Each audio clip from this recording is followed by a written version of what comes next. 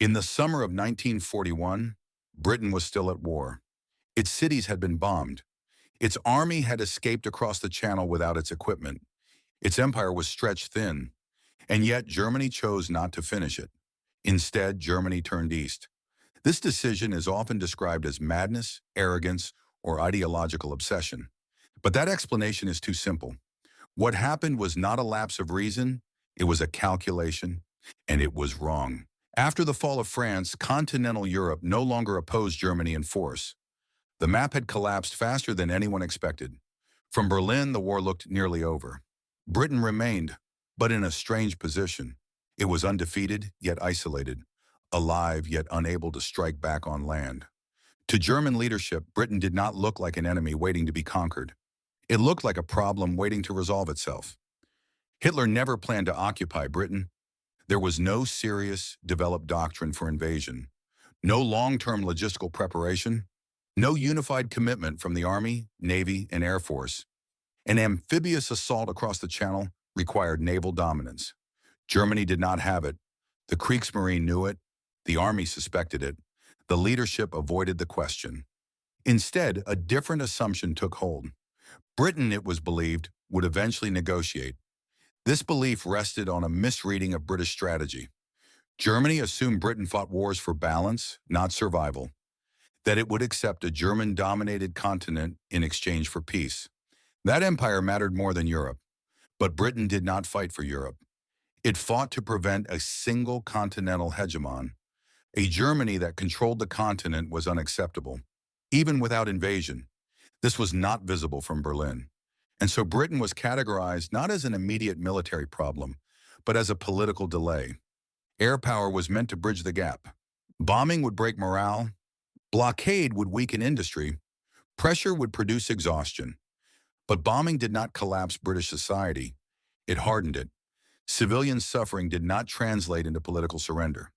Economic strangulation was slower than expected. Air superiority proved temporary and incomplete. Britain remained operational, not victorious, but unbroken. So Britain stayed in the war. And that forced a choice. Germany could either prepare for a long, uncertain confrontation across sea and air, or remove the Eastern problem entirely.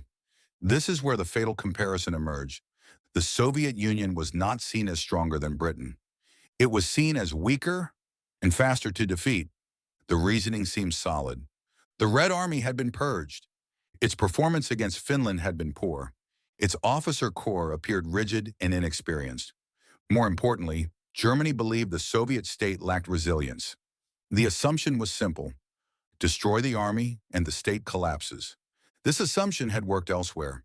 It had worked in Poland. It had worked in France. There was no reason, within this logic, to believe it would fail. But the Soviet Union was not France.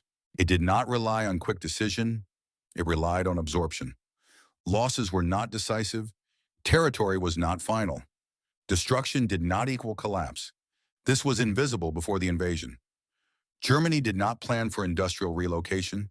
It did not plan for regeneration. It did not plan for replacement on a continental scale. It planned for annihilation, and believed annihilation would be enough. Time was the real enemy. Germany believed it had a narrow window before American involvement became unavoidable, before British rearmament matured, before the global balance shifted. In that window, one decisive blow was needed. The Soviet Union looked like the fastest solution. Britain could wait. This was the hierarchy of assumptions. What Germany failed to see was that these problems were not independent. Britain surviving meant global war remained open. The Soviet Union resisting meant war became permanent. Together, they created attrition, and attrition was unwinnable.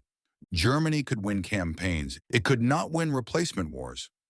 By opening the Eastern Front before removing Britain, Germany ensured three outcomes: a two-front war without pause, a global escalation beyond European limits, a war defined not by decision, but by endurance. From that moment on, victory required time. And time was the one resource Germany did not have. The decision to go east was not irrational. It was logical, within a flawed model of collapse. Germany did not lose the war because it attacked the Soviet Union.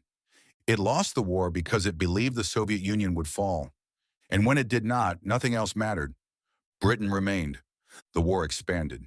And history crossed a threshold.